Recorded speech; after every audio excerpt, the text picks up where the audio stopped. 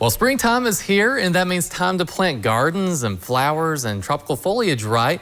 Well, yes, but moderate drought conditions are encompassing our entire region, and severe drought is affecting southeastern parts of the area. So when the weather is severely dry, it goes without saying, it puts a lot of stress on newly planted gardens. Currently, the Tri-States Airport is running a 2.5 to 3 inch rainfall deficit. To add additional stress, the relative humidity has been low and the wind has been consistently breezy, which takes moisture away from the plants and the roots.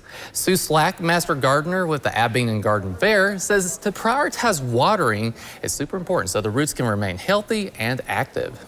If you do direct sow, be sure that you water that area a lot or the seeds will not germinate. That's one of the basic things of planting direct sowing seeds. Seeds have to have moisture in order to germinate. She adds, vegetables like beans, potatoes, and tomatoes require regular moisture to survive.